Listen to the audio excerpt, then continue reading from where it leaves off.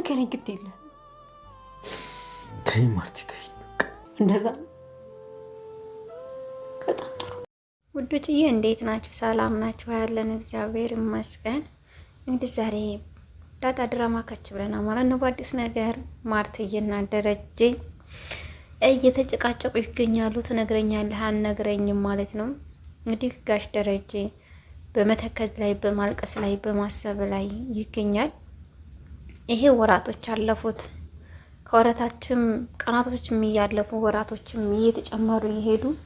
እነዚህ ነገሮች ማርትዬን በጣም በጭንቀት ሊያፈነዷት ነው ማለት ነው። ከዛሬ ነገ ይነግረኛል እያለች በምትጠብቅበት ሰዓት እንኳን ሊነግራት ቀርቶ አይደለም እየባሰበት ነው እየመጣው።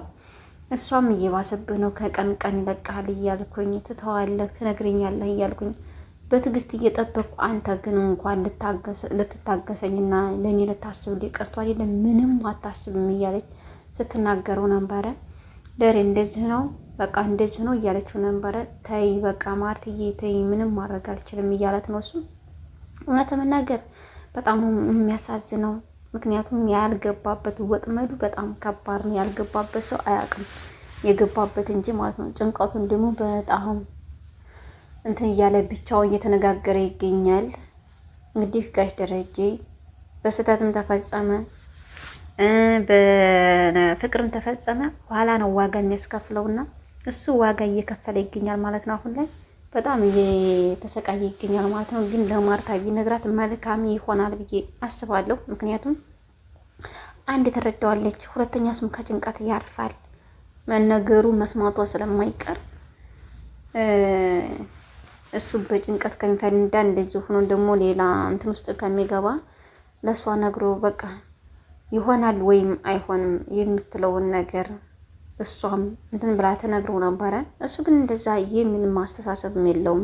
ብነግራት ታይ ትሄዳለች፣ ትመታኝ ሆን ወይ እንትን ትገለኝ ሆን ወይስ ደግሞ ለሰው መሳቂ አድርጋኝ ትታይ ትሄዳለች ወይ ምንድን ነው የምታደርገኝ ነው ወይስ ገበናዬን ተሸሽግልኝ ሆን ወይ እያለ ነው በጣም እየተከዘ ያለው ማለት ነው። ብቻውን እያወራ ያለው እንግዲህ ማርትዬም እንደምትረዳው አሁን እንኳን ተረዳዋለች ብዬ አስባለሁ። ምክንያቱም በጣም እየተጨነቀባት በጣም እያሰበ በጣም እየተከዘ ነው ያለውና ይሄን ጭንቀቱን ሲነግራት ምን ቢሰማትም ከባድ ነው የከባድነቱ። ግን እንደዛም ቢሆን አሁን እንትላለች ብዬ ተስፋ አደርጋለሁ። ትረዳዋለች የሚል ሀሳብ ይኖረኛል። ግን ይከብዳል። ዳጣይም ዛሬ ካላገናኘኝ እናቴን አገናኘኝ አባዬ፣ መቼ ነው የማገኛት? ዛሬ ታገናኘኛለህ ወይ እያለችው ነበረ። በዛ አጋጣሚ ማርትዬም እንደ ልጆቿ ነው የምወዳት፣ በጣም ነው የምትወዳት የምትንከባከባት። እናንተ እኮ በጣም ትለዩብኛላችሁ እማዬ ብላ ስትነግራት ራሱ ጸባይሽ እንጂ እኛ አይደለንም፣ ከልጆች ጋር እኩል እንዲያደርግሻል የሆንሽ የራሴ ጸባይ ነው፣ ብዙ ቀጥይበት እየተባለች ነው እንግዲህ ብር በራሷ እየተዟዟረላት ማለት ነው። እንግዲህ እሷ ይዛለች ብዙ ጊፍት ብዙ ስጦታ ተሰጥታለች ማለት ነው። እንዲህ ከስጦታ ሁሉ ለየት የሚለው ደግሞ የአሻንጉሊቷና የቀለበቷ ነገር አልገባችንም። ግን ሰላም እኔ ነኝ የሰጠው ስጦታ ብላለች። ግን ሰላም አልሰጠቻትም መስለኝ ናታን ነው። ምክንያቱም በሰላም እያዙሮ ለሷ ሰጥቶ ሰላምዬ እንዲሰጣት አድርጎ ነው። መጨረሻ ላይ እንደሚገለጥልኝ ባለሙሉ ተስፋ ነኝ። ጠብቁ ብቻ ቤተሰብ ይገለጣል ብዬ አስባለሁ። እሱ እንደሰጣት ቀለበቱም የሱ ነው። እንግዲህ ለምን ቀለበት ታስራለች? ሰላም አታስርም። እናትነቷን ቢሆን በሌላ ትገልጻለች እንጂ በቀለበት አትገልጽ ነበረ። እንግዲህ በዛ አጋጣሚ በጣም ደስ የሚለው እሷ ደስታ ወደር የለውም። ግን መጨረሻ ላይ አላገናኝም እንዳይላትና እንዳይሰብራት እንጂ እሷ ለናታን ራሱ በጣም ነው ደስ ያለኝ ከምንም በላይ ዛሬ ከሆን ማየን አገኛታለሁ እያለች ስትደሰትበት ነበረ። እንግዲህ አሁን ቀጣይ ላይ እናቷን ተገናኝታ ባንድ ሆነው እናገኛቸዋለን ብለን ባለሙሉ ተስፋ ነን። በዚህ አጋጣሚ ጊዜና ለዛይ ወይኔ በላቸው እኔ እንዴት ደስ እንደሚሉኝ በቃ መጨቃጨቅ ነው መቅናት ነው ወይስ ደግሞ ፍቅር ነው ወይስ ደግሞ ጠብ ነው ወይስ ውዴታ ነው? ምን እንደሆነ ራሱ አይገባንም። አንቺ ጋር ከመጣ ጫካዬ ባድር ይሻለኛል እያላት ነበረ። እሷም ኧረ እባክህ እኔን ለዛ በዚህ በቀላል ነገር እኮ አታገኘኝም፣ ለዛ ማለት በጣም ከባድ ነው ስለማታውቀኝ ነው እንጂ እንደዚህ በቀላሉ አንተን እምልህ አይደለም እያለች ትነግረዋለች። እሱም ደግሞ ወይኔ ስታምሪ ቆንጅዬ ነሽ፣ ግን አንቺ እማይገባሽ እኮ ነሽ እያለ ደግሞ ያቃጥላታል። ለምን እንደዚህ እኔ እንደዚህ የምትለኝ ለምንድን ነው? እኔ እንደዚህ ያለሁ ልጅ ነኝ እንዴ? አይደለም እኮ እያለችው ነበረ። እሱም ደግሞ በጣም ፍቅር እያጫወተ ነው። እሷም እንደዛው በተመሳሳይ ነው። እንግዲህ አንድ ላይ አጣምረናችሁ እስከምናገኛችሁ ድረስ እናንተ ደግሞ መልካም ጠብቁ እንላለን። እድሜ ለመዲያም ቅመሞች ምን ችግር አለ? ለዚህ ደግሞ አርጁንዬ እግዚአብሔር ይሁን፣ ሌላ ምንም አንልም። የሚወደውን ተከተል እንጂ የምወደውን አትከተል ነው ዋናው ቁም ነገሩ። አንተም በጣም ከባድ ቦታ ውስጥ ነው ያለው። በስሙና በስበቡ ግን አብዬልን አግኝታታል። በጣም ደስ የሚለው ነገር አብዬል ጋር ስለተገናኛቸው ደስ ብሎናል። ምክንያቱም እሷን ለማግኘት ነው ይሄን ሁሉ ስታደርግ የነበረው መስዋዕት ስከፍላት የነበረው። እንግዲህ አብዬልም ተረጂው አንቺ የሚወድሽን እንጂ መከተል ያለብሽ የምወጂውን ብትከተይ ኋላ ዋጋ ያስከፍልሻልና የምወጂውን ሳይሆን የሚወድሽን ተከታይ፣ እሱንም አትውጪው። በጣም ነው ያዘነችለት። ቆይ አንዴ ሲመታው ይነሳል፣ እያውደለደለ ነው ለማወደልደል ነው ሲል እንዲያ የለውም በሳቅ ማለት ነው ጋሽ ጊዜ። እሱ እንደዚህ እኮ አይደለም ራሱን የሳተ ሰው እንደዚህ አይደለም። ቆይ አንዴ ሲመታው ይነሳል፣ ቋይ ብሎ ሲመታው ጊዜ ራሱን ስቷል እኮ እንዴት እንደዚህ ታደርጋለህ እያለች እየተቆረቆረችለት ነበረ። አብጌልም አሁንስ ለሰው ማሰብ ጀምራለች። ሲደውላትም በሰላም ማውራት ጀምራለች። አንዳንድ ነገሮችም እያስተካከለች እየሄደች ነው። እሷ ግን እንደማፈልገውን የነገረችው አልፈልግህም፣ በምፈልግብኝ ሰዓት ሁሉ ከጎንህ ነኝ፣ እህትህ ነኝ፣ ሌላ ሚስት ልዳርህ፣ አንተ አግባ፣ እኔ ለአንተ አይደለሁም እያለችው ነበረ። እሱም ከአንቺ ሌላ ምንም ይምጣ ምንም የምሰማበት ነገር የለኝም፣ እኔ እኮ የምፈልገው አንቺን ብቻ ነው እያላት ነበረ።